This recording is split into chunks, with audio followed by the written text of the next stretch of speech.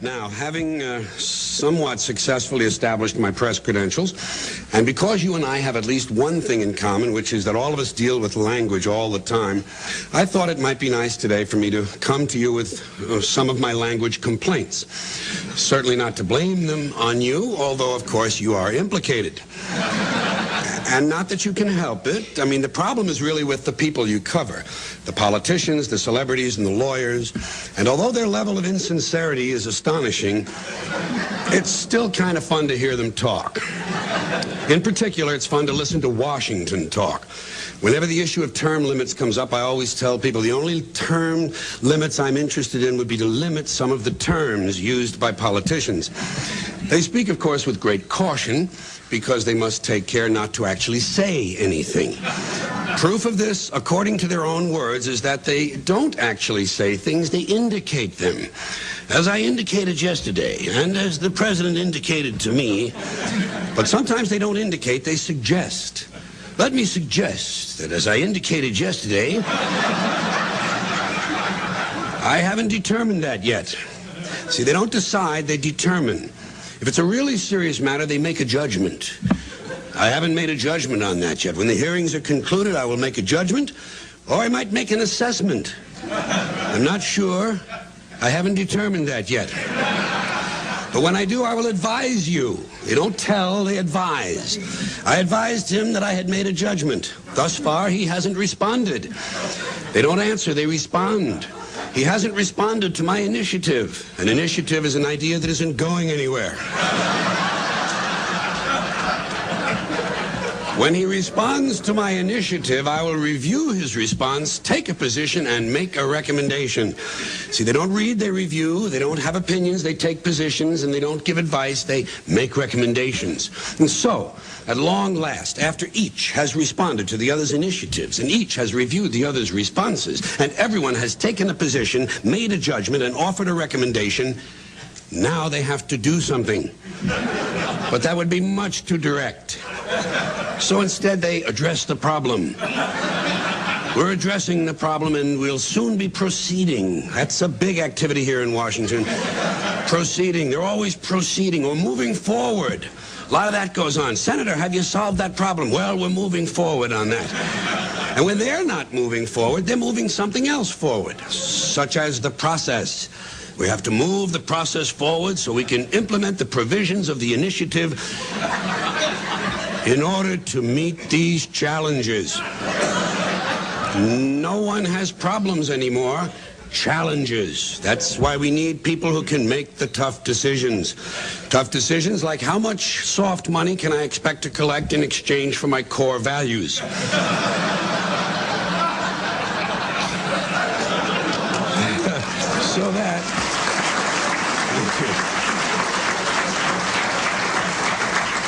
So that I can continue my work in government.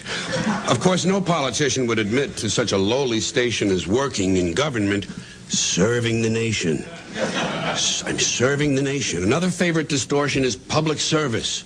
I'm in public service. I like America, don't you? The food is great, but the public service is terrible.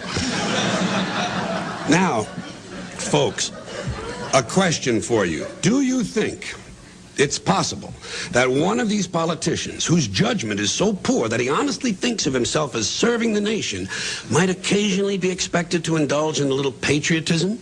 Huh? What do you think? Well, of course, not only is it possible, it's inevitable, and that's when he's at his very best. That's when he trots out the really good stuff all across this great land of ours, the greatest nation on earth, the greatest nation in the history of the world. And in times of military crisis, you can be sure that someone in a suit in this town will eventually plant himself in front of a camera and carry on a great deal about the most powerful nation on the face of the earth. Now, normally, during peacetime, the politicians will refer to people in the military as our young men and women stationed around the world. But in wartime, they quickly become our brave young fighting men and women stationed halfway around the world in places whose names they can't pronounce, wondering if they'll ever see their loved ones again. For added emotional impact, sons and daughters can always be substituted for men and women.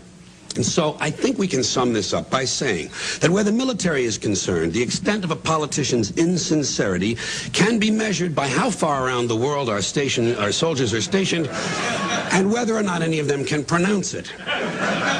Incidentally, another way of expressing this sentiment is to say we're sending our young men and women to places the average American can't find on a map. I've always thought it was kind of funny and somewhat out of character for a politician to go out of his way to point out the low level of American intelligence when indeed his very job depends upon it.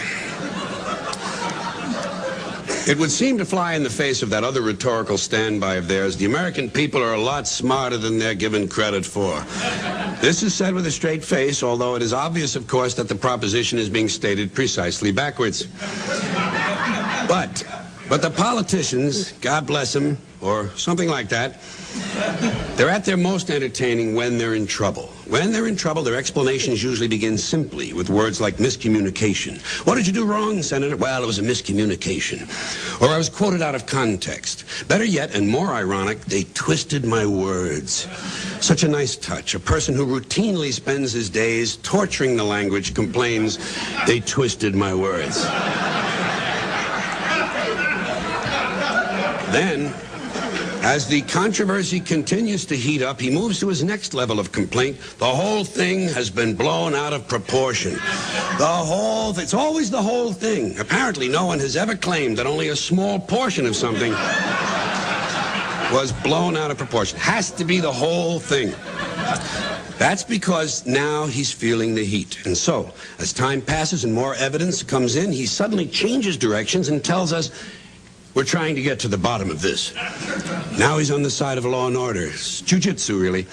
We're trying to get to the bottom of this so we can get the facts out to the American people. That's always a nice touch, American people. In fact, at this point, he might even say, I'm willing to trust in the fairness of the American people. Clearly, he's preparing us for something. And so, when finally all the facts come out and our subject seems quite guilty, he employs that sublime use of the passive voice, mistakes were made. Mistakes were made, don't look at me, probably someone in my office. Things are moving faster now. Mistakes were made is rapidly overtaken by there is no evidence. No one has proven anything. Eventually I will be exonerated. I have faith in the American judicial system and that certain sign that things are closing in. Whatever happened to innocent until proven guilty? Whatever happened? Well, Well, he's about to find out. And we know this must be true because the next thing we hear from him is, I just want to put this thing behind me and get on with my life. I just want to put this behind me. That's an expression we hear a lot these days in all walks of life. From people in all walks of life. Usually the person in question has committed some unspeakable act. Yes, it's true, I strangled my wife, shot the triplets, set fire to the house, and sold my young son to an old man on the train. But now I just want to put this thing behind me. Get on with it. That's the problem in this country. Too many people are getting on with their lives. I think what we really need more of is ritual suicide. You know? Never mind the press conferences. Get the big knife out of the drawer. Personally, what I want to do is I want to put this thing behind me and get on with my life, thing behind me and get on with my life. I'll repeat that for you. Personally, I want to put this thing behind me and get on with my life, thing behind me and get on with my life. And just to round out this section, let's hope there's a special place in hell reserved for those who have recently decided to take responsibility for their actions. That's the big thing now, taking responsibility for your actions, like it's a recent discovery. You know, he's taking responsibility for his actions. Well, isn't that wonderful? Ask him if he's willing to take responsibility for my actions, along with my alimony, my car payments, and my gambling debts. Now, continuing with more of these more general language complaints and forgetting the Washington angle for...